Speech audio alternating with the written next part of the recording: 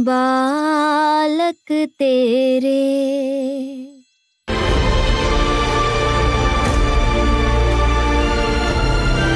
प्रभु आप? हाँ बच्चे, लेकिन तुम मुझे बाबा कह सकती हो। आप ईश्वर हैं, परमात्मा हैं। मैं आपको बाबा कैसे कह सकती हूँ? तुम मुझे पिता कहकर याद कर रही थी, तो क्या पिता को प्यार से बाबा नहीं कहते? बाबा कहने में थोड़ा सा अलग लगता है, लेकिन अच्छा है। आज से मेरे प्रभु को मेरे बाबा कहूंगी। बच्चे, तुम्हारा जीवन कैसे चल रहा है? क्या बताऊं बाबा, बस भाग रही हूँ सारा दिन। कितनी मेहनत करती हूँ, फिर भी कोई संतुष्ट नहीं है। चिंताएं खत्म ही नहीं होती। चुप रहकर सहन करने की तो आदत सी पड़ गई है। लगता है जिंदगी ऐसे ही कट जाएगी। तुम तो कह रही थी कि मेरी कृपा से सुख घनेरे हैं। क्या बाबा, वो तो भजन है ना। मतलब तुम्हें मुझसे सुख नहीं मिल रहा?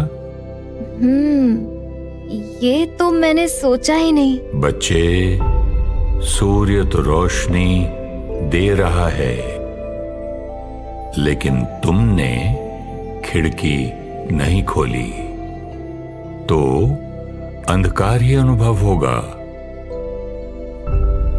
मैं सर्वशक्तिवान हूं।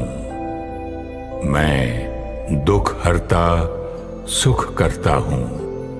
मैं शांति का सागर हूं। तुम्हें मुझसे शक्तियां ले खुद को शक्तिशाली बनाना है। अरे बाबा, एक मिनट।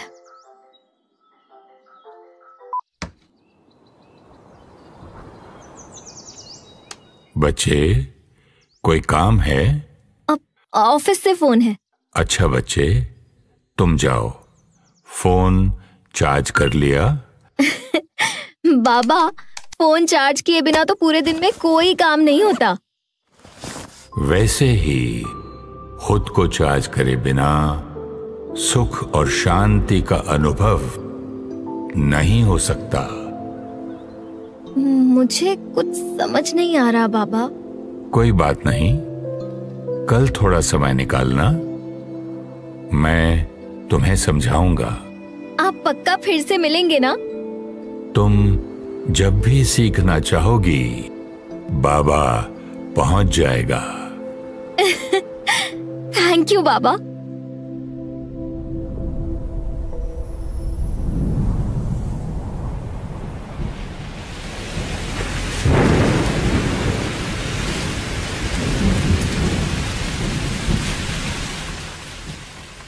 बाबा, मुझसे कल का इंतजार नहीं होगा। मुझे अभी खुद को चार्ज करने की जरूरत है। बच्चे, क्या बात है? आज मन उदास है? बाबा, आज का दिन ही खराब था। सुबह सुबह रोहित ने मुझ पर चिल्ला दिया। ऑफिस पहुंची तो एक नया ट्रेनी कंप्यूटर गेम्स खेल रहा था। प्रोजेक्ट मीटिंग में मेरी बॉस ने सभी जूनियर्स के सामने मेरी इंसल्ट कर दी। और वो लता बाई है ना, जिस पर मैं आंख बंद करके विश्वास करती हूँ, उससे आज मैंने पैसे चोरी करते देखा। मीठे बच्चे, तुम्हें लगा होगा पति ने गुस्सा किया। तुम्हारा रूठना स्वाभाविक है। किसी ने गलत काम किया, तुम्हारा गुस्सा होना स्वाभाविक है। इंसल्ट हुई तो अपमानित महसूस होना स्वाभाविक है। और किसी ने विश्वास तोड़ा तो रोना स्वाभाविक है। ऑब्वियसली स्वाभाविक है। It's natural. स्वाभाविक नहीं बच्चे, तुम्हारी चॉइस है। आपको लगता है मुझे शौक है रोने का? मीठे बच्चे, एक आत्मा ने गुस्सा किया, दूसरी आत्मा ने धोखा दिया। ये उनके संस्कार हैं और आपने जो किया वो आपका संस्कार है। आपका संस्कार उन पर निर्भर नहीं, वो परिस्थिति थी। आपका अटेंशन स्वस्थिति पर होना चाहिए। तुम्हारे पास शांति का संस्कार है, क्षमा का है, प्यार से समझाने का संस्कार है। लेकिन मेरे पास गुस्से का भी है, परेशान होने का भी है। तो चॉइस हुई ना कि कौन सा संस्कार व्यवहार में लाना है। पर उस टाइम चॉइस किसको याद रहती है? यही तो अभ्यास करना है। आपका मतलब है मैं ऐसी बातों में भी शांत रह सकती हूँ? बिल्कुल, क्योंकि शांति तुम्हारा स्वभाव है। मेरे मुंह से तो ऐसे ऐसे शब्द निकले हैं ना आज, जो मैं आपको बता भी नहीं सकती। तुमने कहा मेरे मुंह से शब्द निकल गए, इसका मतलब तुम अपने मन और कर्म इंद्रियों की गुलाम हो। बच्चे, तुम भूल चुकी हो कि तुम मालिक हो, अपने मन की मालिक, अपने संस्कारों की मालिक, अपने मुख की मालिक। वाओ, मतलब मन मेरे कंट्रोल में चलेगा। बाबा, ये मैजिक जल्दी कर दो प्लीज। जरूर बच्चे, लेकिन तुम पहले अपना परिचय दो। मैं स्वाति हूँ, मैं कंप्यूटर इंजीनियर हूँ, मैं रोहित की पत्नी हूँ, राहुल और प्रिया की माँ हूँ। मैं बस बच्चे, तुम्हारा नाम, तुम्हारी पढ़ाई, तुम्हारा परिवार, तुम्हारा औहदा, तुम्हारी जाति, तुम्हारा धर्म, यहां तक कि तुम्हारा शरीर भी, ये सब कुछ तुम्हारा है। तुम इस सब को मेरा कहती हो, लेकिन मेरा कहने वाला मैं कौन है? मैं तो इस बॉडी को ही मैं समझती हूँ, लेकिन कहती मेरा चेहरा, मेरा हाथ, मेरा शरीर हूँ। तुम्हारा शरीर दिखाई देता है, तुम शक्ति दिखाई नहीं देती। शरीर को चलाने वाली चैतन्य शक्ति को आत्मा कहते हैं। महसूस करो अपने आप को, प्रकृति के बीच चमकता हुआ सितारा। तुम शक्ति हो, तुम आत्मा हो। पर बाबा, आत्मा को तो कभी देखा ही नहीं, कैसे मानूं कि मैं आत्मा हूँ? जैसे ये पंखा दिखाई देता है, लेकिन इसे चलाने वाली शक्ति बिजली तो दिखाई नहीं देती। बिजली नहीं तो पंखा किसी काम का नहीं। इसी तरह आत्मा जब शरीर छोड़ देती है, शरीर किसी काम का नहीं, जिसे तुम्हारी दुनिया में मृत्यु कहते हैं। पर ये शक्ति मुझे फील तो होनी चाहिए ना? मीठे बच्चे, मन को महसूस किया है? मन तो सारा दिन सोचता रहता है, रोकना भी चाहो तो रुकता नहीं है। आत्मा 3 कार्य करती है। जब तुम आत्मा सोचने का काम करती हो, उसे मन कहते हैं। जैसे कोई बात हुई और तुम्हारे मन ने कहा सच बोलो तो डांट पड़ेगी, झूठ बोला तो काम हो जाएगा। मन अनेक संकल्प करता है, फिर तुम संकल्पों को परख कर निर्णय लेती हो, उसे बुद्धि कहते हैं। अगर बुद्धि ने कई बार झूठ बोलने का निर्णय लिया, तो वो बन गया तुम्हारा संस्कार।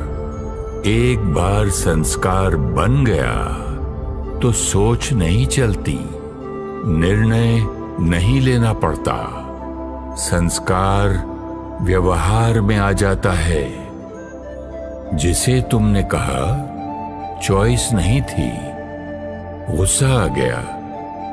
जैसे तुम एक हो, लेकिन किसी के लिए बेटी हो, किसी के लिए मां, तो किसी के लिए पत्नी, पर हो तो एक।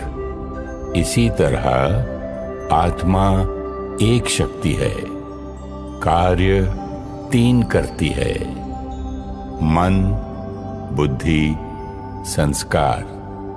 बाबा, इसका मतलब अगर मैं आत्मा शक्तिशाली हूँ तो मन हमेशा पॉजिटिव सोचेगा, बुद्धि करेक्ट निर्णय लेगी और संस्कार सारे अच्छे वाले होंगे, राइट? वाह बच्चे, तुम तो बहुत समझदार हो। पर हमने गलत संस्कार बनाए ही क्यों? बच्चे, इसे हम कल समझेंगे। बस ये बात याद रखना कि संस्कार तुमने बनाए हैं, इसलिए कोई भी संस्कार बदलना तुम्हारे लिए बहुत आसान है। मैं तो ऑलरेडी पावरफुल फील कर रही हूँ बाबा। मीठे बच्चे, चलो आत्मा को शक्तिशाली बनाने के लिए कुछ क्षणों के लिए ड्रिल करते हैं। ध्यान को भ्रुकुटी के बीच एकाग्र करते हुए संकल्प करें, मैं इस शरीर को चलाने वाली शक्ति आत्मा हूं। मैं अपने शरीर की मालिक हूं। मैं अपने मन की मालिक हूं। मैं कर्म इंद्रियों की मालिक हूं। मैं ज्योति स्वरूप आत्मा, चमकता हुआ सितारा हूं। मैं लाइट हूं। मैं माइट हूं। मैं शक्तिशाली आत्मा हूं।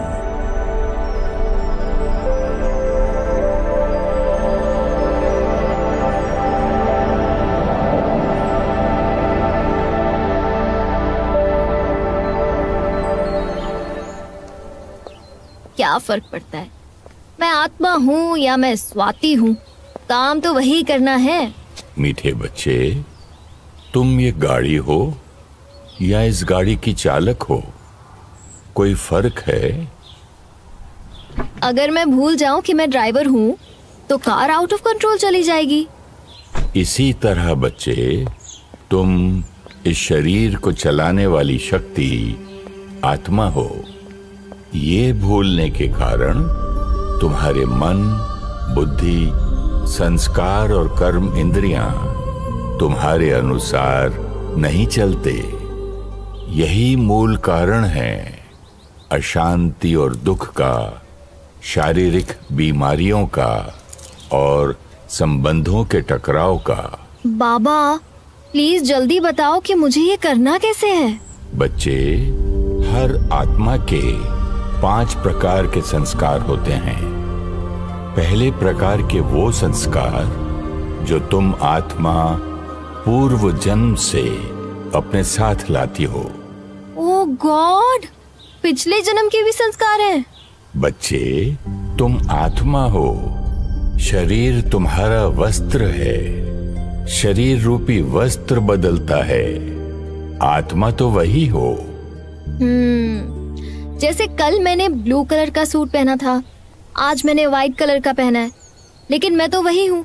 बच्चे, तुम आत्मा जब शरीर छोड़ती हो, तुम अपने कर्म और संस्कार अपने साथ लेकर जाती हो, क्योंकि वो तो आत्मा का हिस्सा है।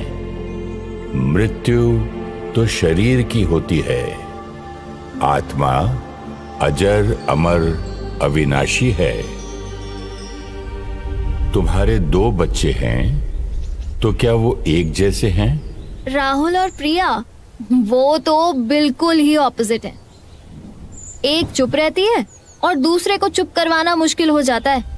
वो दोनों आत्मा हैं जो अपने संस्कार अपने पिछले जन्मों से लाए हैं, इसीलिए तो वो इतने अलग हैं।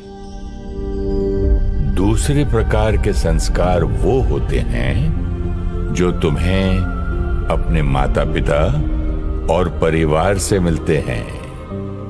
राहुल की कई बातें मेरी जैसी हैं। प्रिया तो बिल्कुल अपने पापा पर गई है। तीसरे प्रकार के संस्कार जो तुम्हारे संग से बनते हैं, जिसको कहा जाता है संग का रंग। फ्रेंड्स तो है ही, लेकिन आजकल तो बाबा बहुत सारी आदतें ये फोन और टीवी देखकर ही बन जाती है ना। बच्चे, संग का बहुत ध्यान रखना। सत्संग तारे, कुसंग डुबोए। चौथे प्रकार के संस्कार वो होते हैं जो तुम आत्मा अपनी इच्छा शक्ति से बना सकती हो। लेकिन बाबा, विल पावर भी तो काम नहीं करती।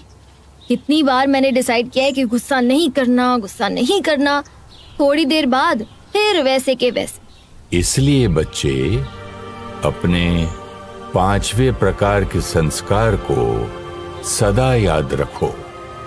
ये हैं तुम आत्मा के मूल संस्कार। मतलब हमारे ओरिजिनल संस्कार? हाँ बच्चे, जैसे तुमने सुबह सुबह ये सफेद वस्त्र पहने हैं, सारा दिन में इस पर धूल और दाग लगेंगे, लेकिन तुम्हें याद है कि वो सिर्फ दाग हैं और दाग मिटाए जा सकते हैं। इसी तरह आत्मा का मूल स्वरूप पवित्रता है, लेकिन जन्म मरण के चक्र में तुमने अनेक संस्कार बना लिए, जैसे काम, क्रोध, लोभ, मोह, अहंकार, दुख, चिंता, ईर्ष्या। लेकिन बाबा, अब तो इतने दाग लग चुके हैं कि व्हाइट तो दिखाई ही नहीं देता। लेकिन हैं तो दाग, और दाग साफ कर तुम आत्मा पुनः अपने पवित्र स्वरूप का अनुभव करोगी। हर आत्मा के 7 मूल संस्कार हैं: पवित्रता, सुख, शांति, प्रेम, शक्ति, ज्ञान और आनंद।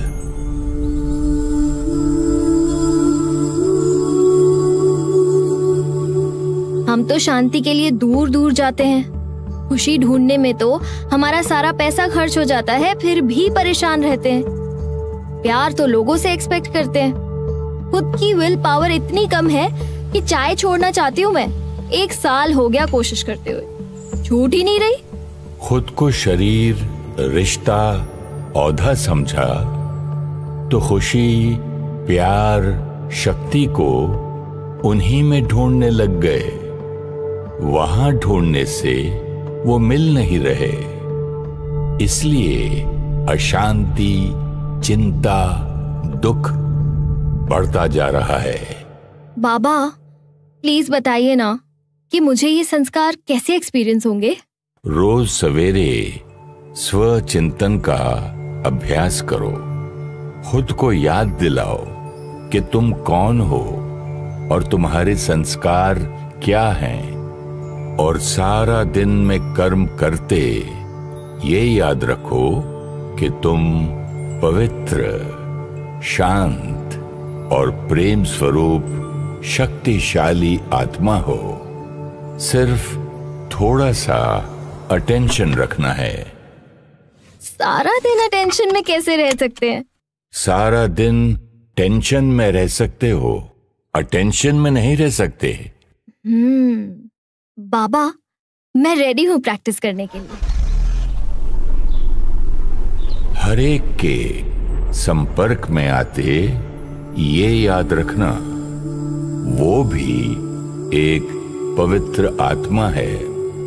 अनेक जन्म लेते उन पर भी कुछ संस्कारों के दाग लग गए हैं। मूल संस्कार उनके भी प्रेम, सुख, शांति हैं। फिर तुम्हें कोई भी बुरा नहीं लगेगा। तुम्हारी खुशी अब परिस्थिति पर निर्भर नहीं। तुम सुख स्वरूप आत्मा हो। तुम्हें कोई बात हिला नहीं सकती। तुम्हें प्यार सम्मान चाहिए नहीं, तुम प्यार से भरपूर, सबको स्नेह और दुआएं देने वाली आत्मा हो। पर बाबा, ये सब उस टाइम याद रहना चाहिए ना। हर घंटे 1 मिनट रुककर अपने को याद दिलाओ, उस स्वरूप में स्थित हो जाओ। बाबा, मरने की भी फुर्सत नहीं है और आप कह रहे हैं कि मैं हर घंटे रुककर याद करूं कि मैं शांत आत्मा हूं। मीठे बच्चे, आज तक खुशी के लिए कितनी मेहनत की, फिर भी खुशी नहीं मिली। अब कुछ क्षण निकालने से आत्मिक शक्ति बढ़ जाएगी और तुम्हारे सारे काम पहले से जल्दी और ज्यादा अच्छे होंगे। ओह गॉड, पहले ही मीटिंग के लिए देर हो रही थी, अब और 1 मिनट लेट हो जाएगा। बच्चे, 1 मिनट के लिए अटेंशन। मैं शुद्ध पवित्र आत्मा हूं। हर परिस्थिति में शांत रहने वाली शांत स्वरूप आत्मा हूं। हर आत्मा को प्यार और सम्मान देने वाली प्रेम स्वरूप आत्मा हूं। असंभव को संभव करने वाली मैं शक्तिशाली आत्मा हूं। मैं शक्तिशाली आत्मा हूं।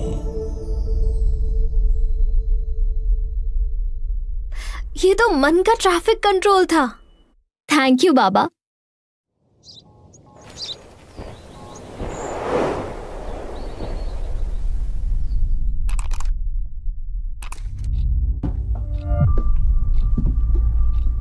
कोई ऐसा कैसे कर सकता है?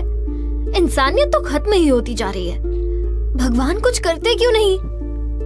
मीठे बच्चे, तुम्हें लगता है कि तुम्हारी दुनिया में जो कुछ हो रहा है वो मैं करवाता हूं? कहते हैं पत्ता पत्ता ईश्वर की मर्जी से हिलता है, तो सब कुछ आपकी मर्जी से ही होगा ना? बच्चे, अगर तुम्हें शक्ति मिल जाए अपने बच्चों का भाग्य लिखने की, तो कैसा भाग्य लिखोगी? सब कुछ परफेक्ट लिखूंगी। तुम सब आत्माएं मेरे बच्चे हो, तो क्या मैं तुम्हारे भाग्य में दुख, बीमारी, अकाले मृत्यु, प्राकृतिक आपदाएं लिखूंगा? क्या मैं एक का भाग्य कठिन और दूसरे का श्रेष्ठ लिखूंगा? तो फिर ये सब कौन डिसाइड करता है? ये सब तुम बच्चे कर रहे हो। हम क्यों करेंगे ऐसा? हम तो खुद अपने दुखों से छूटना चाहते हैं। तुम्हारे दोनों बच्चे सफल होना चाहते हैं, लेकिन होंगे तो अपने कर्मों अनुसार। ओह, लॉ ऑफ कर्मा। वो तो बचपन से सीखा है कि जैसा कर्म हम करेंगे वैसा हमें फल मिलेगा। वो फल ही तुम्हारा भाग्य है जो तुमने अपने कर्मों से लिखा है। मतलब मेरा भाग्य मैं खुद लिखती हूँ, लेकिन हम जब पैदा होते हैं तब से ही हमारा भाग्य शुरू हो जाता है। कर्म आत्मा करती है और परिणाम भी आत्मा को ही मिलेगा, जिसे भाग्य कहते हैं। आज तुम आत्मा इस शरीर में हो, हर क्षण कर्म कर रही हो। किसी कर्म का परिणाम इसी क्षण मिल जाएगा और किसी का कुछ दिन बाद, कोई परिणाम कुछ वर्षों बाद और कोई तो बहुत वर्षों बाद। तब तक शायद तुम आत्मा अपना शरीर रूपी वस्त्र बदल चुकी होगी, लेकिन परिणाम तो आत्मा को मिलना है, शरीर को नहीं। मतलब पिछले जन्म की गलती की सजा इस जन्म में मिलेगी। This is not fair. मुझे तो याद ही नहीं कि मैंने क्या किया था। बच्चे, अभी तुम कुछ काम कर रही थी। इस काम का परिणाम तुम्हें कब मिलेगा? बाबा, इस प्रोजेक्ट में कम से कम 1 हफ्ता लगेगा और इसका रिजल्ट 2 हफ्ते बाद मिलेगा। लेकिन इन 15 दिनों में तुम 25 से 30 वस्त्र बदलोगी। मेरे कपड़ों का मेरे प्रोजेक्ट से क्या कनेक्शन है? तुम्हारे कर्मों का भी तुम्हारे शरीर रूपी वस्त्र से कोई कनेक्शन नहीं है। तुम आत्मा कर्म कर रही हो। किसी कर्म का परिणाम तुम्हें इस शरीर में मिलेगा और किसी का अगले शरीर में। मीठे बच्चे, आज तुम्हारे पास शरीर निरोगी है, सुखद संबंध हैं, तुम्हारे पास धन है। ये सब तुम्हारे पूर्व जन्मों में किए हुए श्रेष्ठ कर्मों का फल है। ओह, ये तो ध्यान ही नहीं रहा। मतलब रोहित, राहुल, प्रिया और मेरे सारे रिश्ते भी पूर्व कर्मों का परिणाम है। बच्चे, हर जन्म में तुम अनेक आत्माओं के संबंध में आती हो जिनके साथ तुम्हारा कर्मों का हिसाब किताब बनता है। संबंधों में तुम्हारे कर्म बहुत अच्छे होते हैं, लेकिन कुछ गलतियां भी होती हैं। जब वो आत्मा तुम्हें पुनः नए शरीर में मिलती है, तुम्हें उस संबंध में सुख भी अनुभव होता है और कभी दुख भी। मतलब मैं इन सब से पहले मिल चुकी हूँ और आगे भी मिलूंगी। वाह बच्चे, तुमने बिल्कुल सही समझा। बाबा, ऑफिस में ना मेरी बॉस नेहा है। मैं पूरी कोशिश करती हूँ कि उसके साथ अच्छा व्यवहार करूँ, लेकिन पता नहीं वो कौन से जन्म की दुश्मनी निकाल रही है मुझसे। उसकी वजह से मेरी प्रमोशन भी रुकी हुई है। बच्चे, सिर्फ व्यवहार कर्म नहीं होता। तुम्हारे संकल्प, बोल और व्यवहार तुम्हारे कर्म हैं। ओह, मतलब हर थॉट भी कर्म है। किसी न किसी जन्म में तुमने उस आत्मा के साथ गलत कर्म किए हैं। अब तुम्हें उस हिसाब किताब को चुकता करना है। या तो योग से करो या भोग के। अभी तुम उस संबंध में दुख भोग रही हो। ना दुख दो और ना दुख लो। उसकी बातों को मन पर पकड़कर नहीं रखो, उसे क्षमा करो। क्षमा अर्थात शुभ भावना की दुआएं दो। अकल्याण की वृत्ति वाले को अपने कल्याण की वृत्ति से परिवर्तन करो।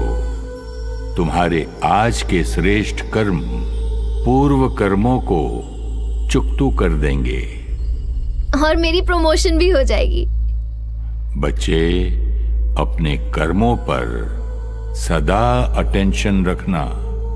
हर संकल्प शुभ हो, हर बोल सबको सुख दे, हर कर्म कल्याणकारी हो। क्योंकि मेरे कर्म ही मेरा भाग्य बनाते हैं।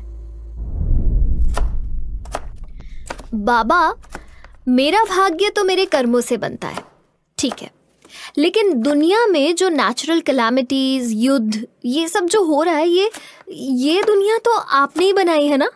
मीठे बच्चे, तुम अपने बच्चों को नई चीज देती हो, लेकिन धीरे धीरे तो वो पुरानी हो जाती है। ओह, तो ये दुख दर्द वाली पुरानी दुनिया है। तो बाबा, नई दुनिया कैसी थी? बच्चे, जैसे तुम्हारी दुनिया में सुबह, दोपहर, शाम, रात 24 घंटे का चक्र है। बसंत, गर्मी, पतझड़, सर्दी 365 दिन का चक्र है। ऐसे ही तुम्हारी सृष्टि पर 5000 वर्ष का चक्र है। उसमें भी 4 युग होते हैं। सृष्टि की सुबह में तुम आत्मा अपनी संपूर्ण अवस्था में थी। दिव्यता, प्रेम, सुख, एकता, आनंद तुम्हारे संस्कार थे। तुम्हारा शरीर निरोगी कंचन काया और प्रकृति सतो प्रधान थी। एक धर्म, एक राज्य, एक भाषा थी। तुम महलों में रहते थे और पुष्पक विमान में उड़ते थे। तुम संकल्पों से ही एक दूसरे की बात समझ लेते थे। संतान योग बल से, यानी संकल्पों की पवित्रता से होती थी। इस पहले युग को सतयुग कहते हैं। हेवन, जन्नत, पैराडाइज, हम सब इसको याद करते हैं, लेकिन लोग कहते हैं स्वर्ग ऊपर होता है। बच्चे, स्वर्ग ऊपर अर्थात सतयुग में आत्मा की स्थिति ऊंची होती है। नरक नीचे अर्थात कलयुग में आत्मा की स्थिति नीचे आ गई है। तुम्हारी स्थिति ही तुम्हारी सृष्टि का आधार है। 1250 वर्ष के बाद सृष्टि की दोपहर त्रेता युग शुरू होता है। हर आत्मा देवात्मा होती है। इतने समय से कर्म करते, अनेक शरीर लेते हुए आत्मा की शक्ति घटने लगती है और 2500 वर्ष के बाद तुम्हारा तीसरा युग शुरू होता है। मतलब सृष्टि की शाम। प्रॉब्लम जरूर यहाँ से ही शुरू हुई होंगी। हाँ बच्चे, त्रेता युग तक सब कुछ एकता के सूत्र में था। एक सत्य धर्म था, लेकिन द्वापर से द्वैत शुरू होता है। धर्म और अधर्म, सत्य और असत्य, सुख और दुख शुरू होता है। तुम्हारी सृष्टि की जनसंख्या बढ़ती जाती है। लेकिन आत्मा एक शरीर छोड़ दूसरा शरीर लेती है, तो फिर और आत्माएं कहाँ से आती हैं? मीठे बच्चे, तुम सब आत्माएं मेरे साथ परम धाम में रहती हो, जिसे तुम मुक्ति धाम, परलोक भी कहती हो। अपने समय अनुसार तुम परम धाम से सृष्टि पर आती हो और कलयुग के अंत तक जन्म मरण के चक्र में रहती हो। साथ साथ परम धाम से निरंतर और आत्माएं सृष्टि पर आती रहती हैं। मतलब कुछ आत्माएं सतयुग में आएंगी, कुछ त्रेता में और कुछ द्वापर में। सब आत्माएं कलयुग एंड तक स्टेज पर रहेंगी और कुछ तो कलयुग में भी आ रही है, क्योंकि पॉपुलेशन तो बढ़ती ही जा रही है। हाँ बच्चे, द्वापर युग में तुम आत्मा हो ये तुम भूलना शुरू करते हो और अपने शरीर को ही अपनी पहचान समझने लगते हो। तुम दूसरों के शरीर की तरफ आकर्षित होते हो और काम विकार की शुरुआत होती है। आत्मा की शक्ति घटने के कारण काम, क्रोध, लोभ, मोह, अहंकार तुम्हारे संस्कार बनने शुरू होते हैं। तो प्योर व्हाइट आत्मा पर द्वापर युग से दाग लगने शुरू हुए। बच्चे, जब विकार शुरू होते हैं तो दुख दर्द अनुभव होता है और इसीलिए द्वापर युग में तुम्हें मेरी याद आती है।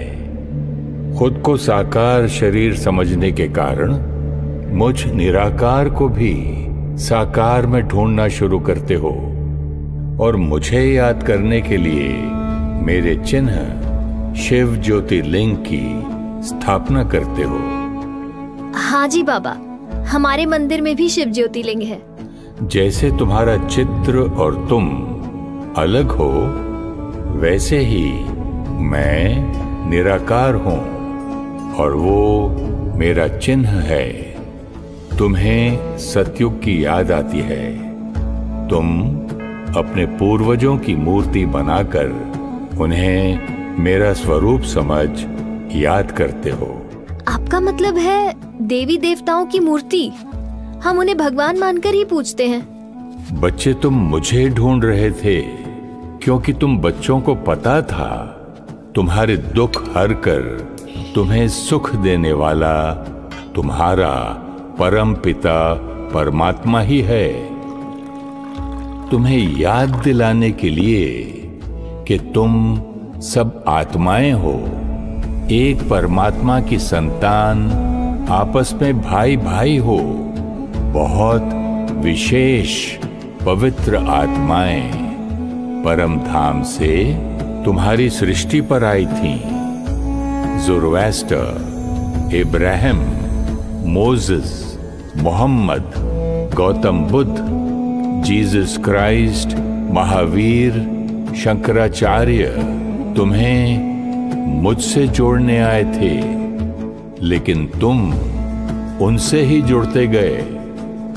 पवित्रता, सत्यता, प्यार तुम्हारा स्वधर्म है, वो तुम्हें याद दिला रहे थे, लेकिन तुम अनेक धर्म बनाने लग गए।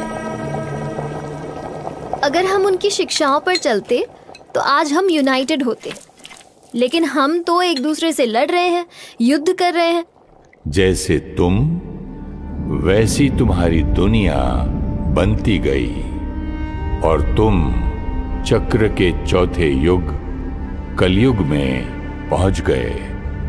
अब तुम पूरी तरह से भूल चुके हो कि तुम पवित्र शक्तिशाली आत्मा हो। तुम चीजों में खुशी और लोगों में प्यार ढूंढ रहे हो। काम, क्रोध, लोभ, मोह, अहंकार, ईर्ष्या, द्वेष, नफरत अति में पहुंच गए हैं। आत्मिक शक्ति कमजोर हो चुकी है। अब तुम विज्ञान की शक्ति पर निर्भर हो गए हो।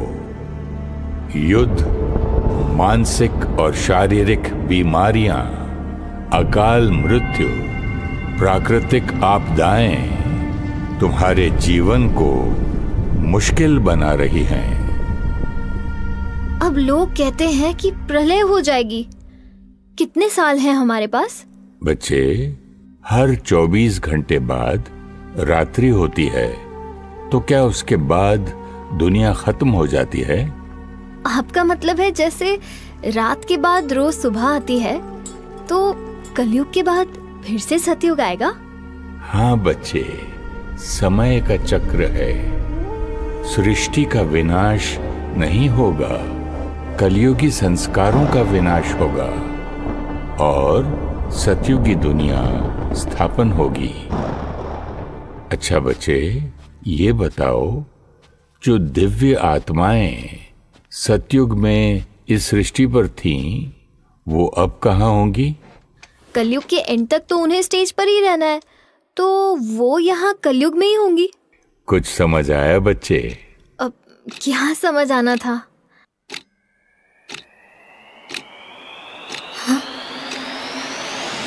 माय गॉड, ये तो मैंने सोचा ही नहीं। हम ही सतयुग में थे, तो क्या हम फिर से सतयुग में जाएंगे? लाडले बच्चे, तुम्हारी सृष्टि चक्र के 5000 वर्ष पूरे होने वाले हैं। तुम्हारी दुनिया अब और ऐसे नहीं चल सकती। घोर रात्रि के बाद सवेरा आना ही है। मीठे बच्चे, महापरिवर्तन का समय शुरू हो चुका है। तुम ही सतयुग में दिव्य पावन आत्मा थे। तुम ही कलयुग में पतित बने हो और अब तुम ही पुनः सतयुगी देव आत्मा बनोगे। हाँ बच्चे, तुम ही सतयुगी देव आत्माएं बनोगे।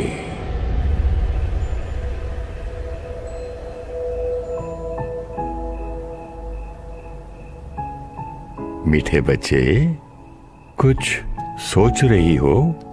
बाबा, बचपन से सुना है God made man in his own image.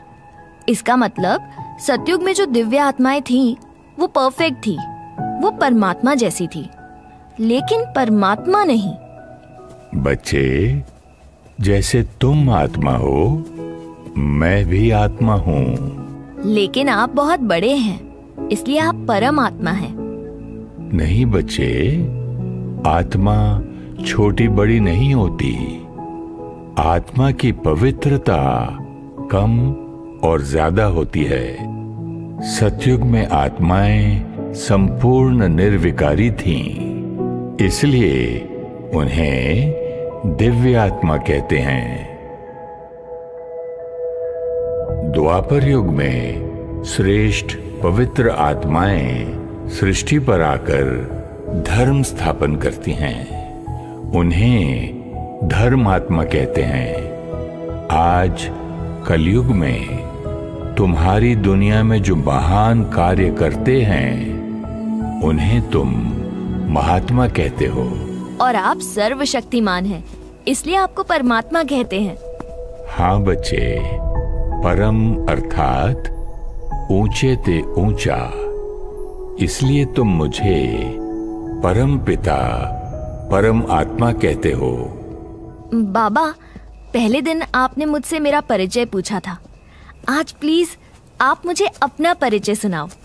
मैं बचपन से आपको याद करती आई हूँ, लेकिन अब मुझे लगता है मैं आपको पूरी तरह से जानती नहीं थी। आज तक तुम मेरे लिए कहते आए हो, ऊंचा उसका नाम, ऊंचा उसका धाम, ऊंचा उसका काम है। नाम ऊंचा अर्थात तुम बच्चे मेरे गुणों की महिमा करते हो। तुम मेरी उपमा सागर से करते हो, क्योंकि जो गुण तुम में हैं, वो मेरे में बेहद और अविनाशी हैं। इसलिए तुम कहते हो कि मैंने तुम्हें अपने जैसा बनाया। तुम आत्मा शांत स्वरूप हो, मैं शांति का सागर हूं। तुम प्रेम स्वरूप हो, मैं प्यार का सागर हूं। इसका मतलब आप पवित्रता के सागर हैं, सर्वशक्तियों के सागर हैं, आप ज्ञान के सागर हैं, और मैं आपका बच्चा, मैं इतनी अशांत क्यों हूँ? आपने कहा था हमारा भाग्य हमारे कर्मों से बनता है, तो फिर आपका ऊंचा काम कौन सा है? बच्चे, तुम मुझे इसलिए याद करते हो क्योंकि मैं ही सर्व आत्माओं को पतित से पावन बनाने वाला हूँ। मैं ही सद्गति दाता हूँ। मैं ही दुख हरता, सुख करता हूँ। फिर हम दुखी क्यों हैं? पतित इम्प्योर क्यों हैं?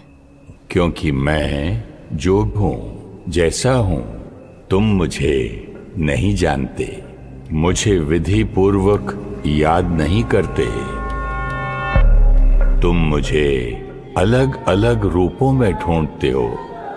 तुमने तो मुझे सर्वव्यापी भी कह दिया, जैसे जो कुछ तुम्हारा है वो तुम्हारे बच्चों का है।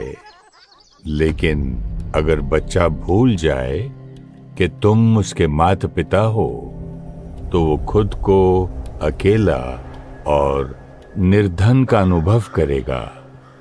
मीठे बच्चे, जो कुछ मेरा है वो सब तुम्हारा है, लेकिन तुम्हें याद नहीं। इसलिए तुम 1 मिनट की शांति और 1 बूंद प्यार मांग रहे हो। आपको कैसे पहचाने? आप तो यहाँ रहते ही नहीं। आपका ऊंचा धाम कहाँ है? प्रकृति तत्व से बनी ये देह की दुनिया को टॉकी वर्ल्ड कहते हैं। मेरा धाम तुम्हारी दुनिया से पार ब्रह्म महातत्व तुम्हारे विज्ञान के साधनों से दिखाई नहीं देता। वो मेरा और तुम आत्माओं का रहने का घर है, जिसे तुम परम धाम, मुक्ति धाम, शांति धाम के नाम से याद करते हो। जैसे आकाश में सितारे होते हैं, परम धाम सुनहरे लाल रंग का आकाश है और तुम आत्माएं सितारे मिसल वहां रहती हो। उसे साइलेंस वर्ल्ड कहते हैं। हम भी परम धाम में आपके साथ रहते थे, मुझे याद क्यों नहीं? बच्चे, बहुत समय हो गया तुम्हें अपने घर से सृष्टि पर आए हुए। तुम मुझे और अपने घर को भूल चुके हो, लेकिन आज भी मुझे ऊपर वाला कहकर पुकारते हो और मुक्ति की यानी अपने घर वापस आने की इच्छा रखते हो। ओ हाँ, हम तो सतयुग से इस सृष्टि पर हैं, तो क्या आप हमें वापस घर ले जाने आए हैं? बच्चे, सतयुग और त्रेता युग में तुम पावन थे। द्वापर युग से विकारों की शुरुआत हुई। अब कलयुग के अंतिम समय में तुम पतित बन चुके हो। तुम्हें पतित से पावन बनाने, तुम्हें सर्व शक्तियों से संपूर्ण बनाने मैं तुम्हारी दुनिया में अवतरित होता हूँ। इसीलिए लोग कहते हैं, जब जब धर्म की अति ग्लानि होगी, परमात्मा सृष्टि पर अवतरित होंगे और कोटों में कोई ही उन्हें पहचानेंगे। हाँ बच्चे, यही वो समय चल रहा है। जैसे तुम्हारे बच्चे सारा दिन पढ़ने जाते हैं और शाम को तुम उन्हें घर ले आते हो, लेकिन अगले दिन सुबह वो फिर अपने काम पर जाते हैं। लाडले बच्चे, तुम 4 युगों से सृष्टि पर कर्म करते करते थक चुके हो। अब थोड़े समय के लिए अपने घर परम धाम चलोगे और फिर अपना पाठ बजाने सतयुग में सृष्टि पर आओगे। बाबा, क्या सब लोग सतयुग में आएंगे? बच्चे, जितना तुम पुरुषार्थ कर पवित्र बनोगे, उसी अनुसार तुम सृष्टि पर आओगे। संपूर्ण पवित्र आत्माएं सतयुग त्रेता में आएंगी, थोड़ा कम द्वापर में आएंगी, बाकी कलयुग में आएंगी। तब तक वो सब आत्माएं परम धाम में रहेंगी। ओह, इसीलिए पॉपुलेशन बढ़ती रहती है, क्योंकि परम धाम से और आत्माएं आती जा रही हैं। बाबा, सब लोग आपको पहचानकर पवित्र क्यों नहीं बनते? लाडले बच्चे, तुम आत्माएं शरीर लेते हो, इसलिए दिखाई देते हो। मैं तो जन्म मरण के चक्कर से न्यारा हूं। मैं निराकार हूं। तुम मुझे तीसरे नेत्र से देख सकते हो, शरीर की आंखों से नहीं। The third I of wisdom, मतलब ज्ञान का तीसरा नेत्र। बाबा, हम आपको बहुत सारे नामों से पुकारते आए हैं, लेकिन आपका एक्चुअल नाम क्या है? मेरा नाम है शिव।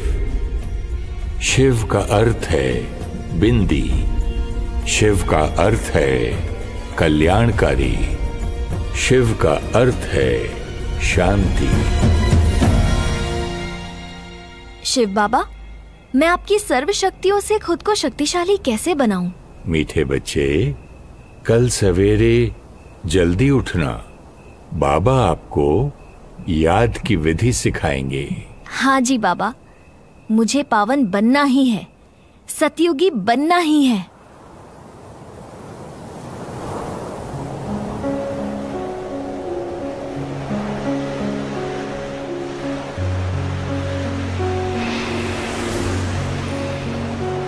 गुड मॉर्निंग बाबा, मैं तो सुबह से भी पहले उठ गई। मीठे बच्चे, ये अमृत वेले का समय तो सबसे श्रेष्ठ समय है याद में बैठने का। बाबा, मुझे आपकी शक्तियों का अनुभव कैसे होगा? बच्चे, जैसे तुम सागर के किनारे बस खड़ी हो और तुम्हें सागर की शीतलता और ठंडक का अनुभव हो रहा है। पर मैं आपके पास कैसे आऊं? आप तो परम धाम में रहते हो।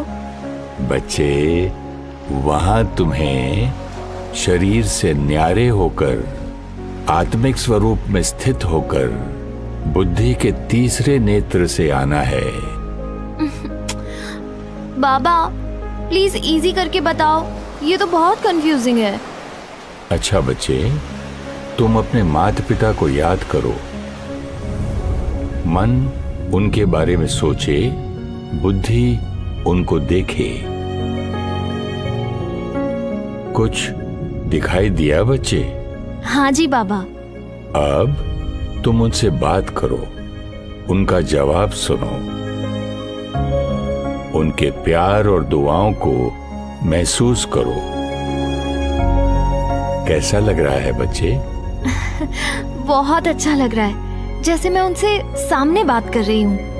मन संकल्प करे, बुद्धि उसका चित्र निर्माण करे और तुम उसको अनुभव करो।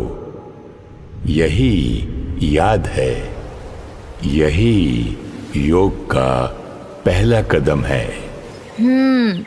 मतलब पहले थॉट क्रिएट करना, उसको विजुअलाइज करना, फिर एक्सपीरियंस होगा। मैं सोचती थी मेडिटेशन मतलब कोई थॉट ही नहीं आना चाहिए, इसलिए मुझसे कभी हुआ ही नहीं। बच्चे, जैसे तुम अपने माता पिता को याद कर रही थी, वैसे ही मुझे अपने परम पिता को याद करना है ना? लेकिन उनके रूप और उनके घर को तो मैंने देखा है, तो याद करना आसान है। बच्चे, तुम मेरे साथ परम धाम में रहते थे। तुमने अपने घर और मुझे अनुभव किया है। अब इस समझ से याद करो। इसीलिए ज्ञान को तीसरा नेत्र कहा जाता है। ज्ञान मतलब समझ। बच्चे, तुम आत्मिक स्वरूप में स्थित होकर बुद्धि से चांद सितारों की दुनिया से पार अपने घर परम धाम पहुंच जाओ। मेरे समीप आकर बैठो, शक्तियों से खुद को भरपूर करो। और हाँ बच्चे, मुझे याद करने के लिए आंखें बंद नहीं करनी पड़ती। आज तक तो आपकी पूजा आंखें बंद करके की थी, लेकिन सबको याद तो हम खुली आंखों से ही करते हैं, तो आपको भी कर सकती हूँ। हाँ बच्चे, याद सिर्फ बैठकर नहीं, चलते फिरते कर्म करते याद करो। सहज और नेचुरल याद। मैं आत्मा इस शरीर की मालिक हूं। मैं पवित्र आत्मा हूं। मैं शांत स्वरूप आत्मा हूं। मैं आत्मा अपने परम पिता से मिलने, बाबा से मिलने परम धाम की ओर जा रही हूं। सूर्य चांद की इस दुनिया को पार करते हुए सुनहरे लाल आकाश में परम धाम, ये मेरा घर है। निराकार परमात्मा शिव बाबा के समीप मैं आत्मा पहुंच गई हूं। प्यार के सागर सर्वशक्तिवान की शक्तियों से मैं आत्मा भरपूर हो रही हूं। मैं अपने को लाइट, शक्तिशाली अनुभव कर रही हूं। मीठे बाबा, मैं अपनी हर बात आपसे कह सकती हूं। मेरे हर प्रश्न का जवाब मुझे अब आपसे मिलता है। मीठे बच्चे, जैसे सूर्य की किरणें तुम्हारे शरीर को स्वस्थ बनाती हैं। मैं ज्ञान सूर्य हूं। मेरी शक्तियां तुम आत्मा को शक्तिशाली बनाती हैं।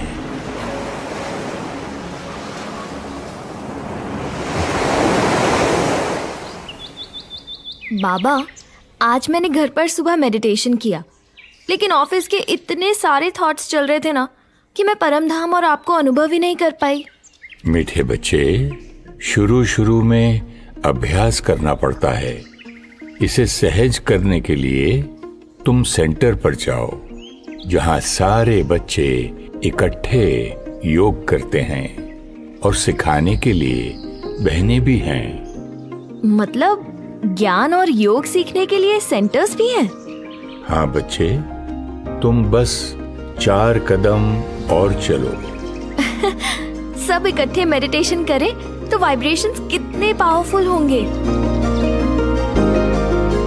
ब्रह्मा कुमारीज, ये क्या होता है? बच्चे, तुम अंदर चलकर योग में बैठो।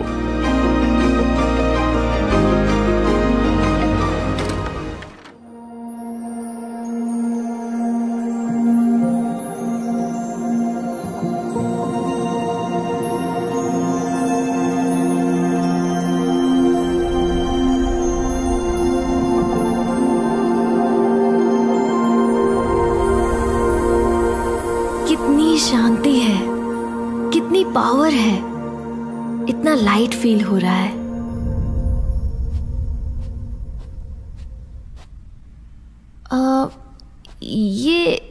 ये कौन है? लाडले बच्चे, तुम्हारी कलयुगी दुनिया अब और ऐसे नहीं चल सकती। सतयुग तो आना ही है, लेकिन सृष्टि का ये महापरिवर्तन ना विज्ञान से हो सकता है, ना किसी और सत्ता से। संसार परिवर्तन केवल संस्कार परिवर्तन से होता है।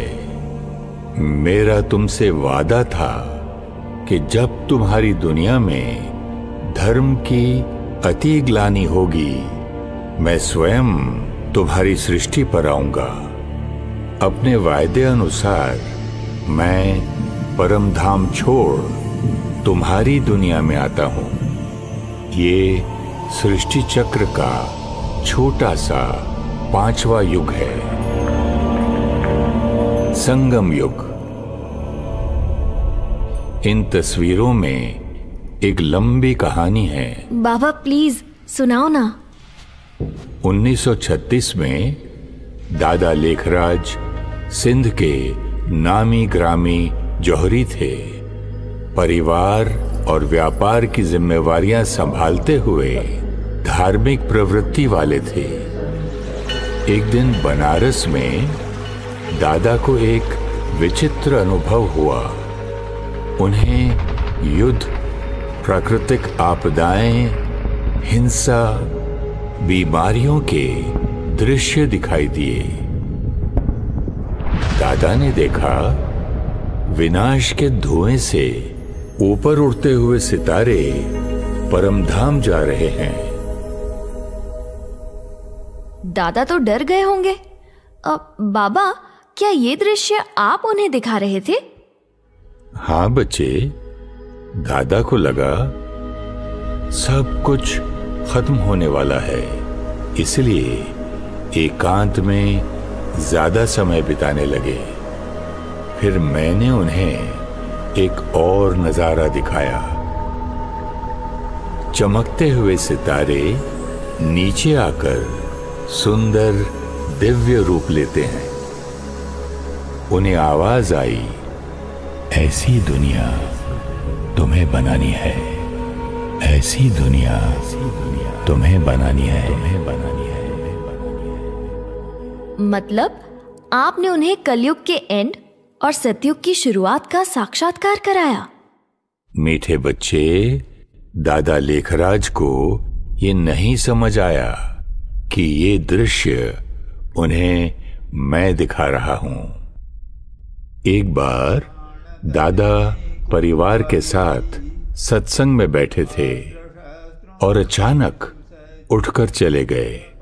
उनकी बहू ब्रिजेंद्रा उनके पीछे गई और देखा दादा गहरी सोच में थे। उनके चारों ओर प्रकाश ही प्रकाश था और उनके मुख से एक ही अति धीमा स्वर गूंज रहा था, निजानंद स्वरूपम शिवोहम शिवोहम, प्रकाश स्वरूपम शिवोहम शिवोहम, ज्ञान स्वरूपम शिवोहम शिवोहम। बाबा, आप उनके द्वारा क्यों अपना परिचय दे रहे थे? बच्चे, जैसे तुम्हें इस सृष्टि पर कर्म करने के लिए शरीर लेना पड़ता है, इसी तरह मुझे भी तुमसे बात करने के लिए शरीर का आधार लेना पड़ता है। वैसे तो मैं प्रेरणा से समझा सकता हूं, लेकिन तुम आत्माओं की शक्ति कम हो चुकी है। तुम संकल्पों की नहीं, वाणी की भाषा समझते हो। बाबा, आजकल तो बोलने से भी हम एक दूसरे की बात नहीं समझ पाते। संकल्प कैच करना तो इम्पॉसिबल है। इसलिए मैंने दादा लेखराज के तन का आधार लिया। परिवार के परिवार दादा के पास आने लगे थे। आते ही किसी को मेरे निराकार स्वरूप का और किसी को आने वाली सतयुगी दुनिया का साक्षात्कार होने लगा। दादा के मुख द्वारा मैंने बच्चों को उनके आत्मिक स्वरूप का ज्ञान दिया। मैंने अपने निराकारी स्वरूप का परिचय और आने वाली सतयुगी दुनिया की समझ दी। बच्चे मेरी दी हुई श्रीमत और शिक्षाओं पर चलने लग पड़े। तो दादा लेखराज जी यहाँ के गुरुजी हैं? मीठे बच्चे, सृष्टि परिवर्तन का ये कार्य मैं करवा रहा हूं। दादा तो निमित्त है। जैसे तुम ज्ञान पढ़ रहे हो, स्टूडेंट हो, ऐसे ही दादा लेखराज पहला स्टूडेंट था। दादा ने तो खुद अपनी कमी कमजोरियां खत्म करने का पुरुषार्थ किया। ये छोटे छोटे बच्चे क्यों ऐसे बाहर खड़े हैं? पवित्रता की धारणा के कारण बहुत विरोध हुए, बच्चियों पर अत्याचार हुए, लेकिन मैं उनके साथ था। हर विघ्न को स्थिरता से पार करते 14 साल की तपस्या के बाद 300 बच्चों का पहला संगठन 1950 में कराची से माउंट आबू राजस्थान पहुंचा। मेरे बच्चे तैयार हो गए थे। मैंने उन्हें देश के कोने कोने में भेजा। हर एक को ये संदेश देना था कि मैं निराकार परमात्मा सृष्टि पर आ चुका हूं। ज्ञान और योग बल से सतयुग लाना है। मैंने दादा लेखराज का नाम प्रजापिता ब्रह्मा रखा और बच्चे उन्हें प्यार से ब्रह्मा बाबा बुलाते हैं। ओह, इसीलिए बाहर भी ब्रह्मा कुमारीज लिखा था। क्या मैं ब्रह्मा बाबा से मिल सकती हूँ? मीठे बच्चे, सृष्टि परिवर्तन का ये कार्य मैं करवा रहा हूँ।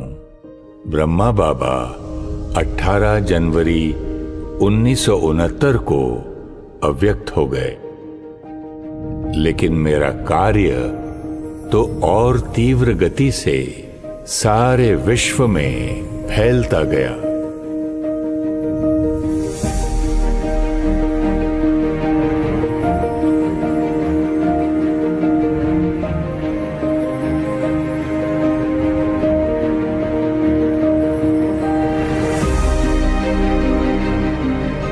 लाखों लाखों बच्चे घर गृहस्थ में रहते ज्ञान की धारणा, योग की तपस्या और पवित्रता के बल से मेरे सृष्टि परिवर्तन के कार्य में जुड़ चुके हैं।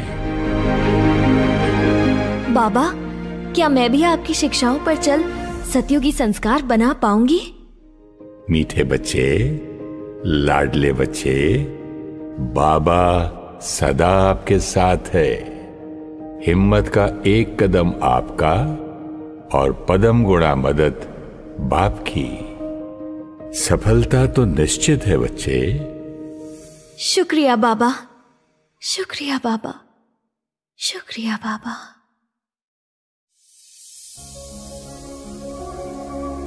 स्वाति की तरह अगर आप भी टेंशन, गुस्सा, दुख, बीमारी और एडिक्शन से मुक्त होना चाहते हैं तो निराकार परमात्मा से कनेक्शन जोड़ खुद को शक्तिशाली बनाने के लिए सीखिए राजयोग मेडिटेशन। 7 दिन, सिर्फ 1 घंटा रोज राजयोग मेडिटेशन निशुल्क सिखाया जाता है। अपने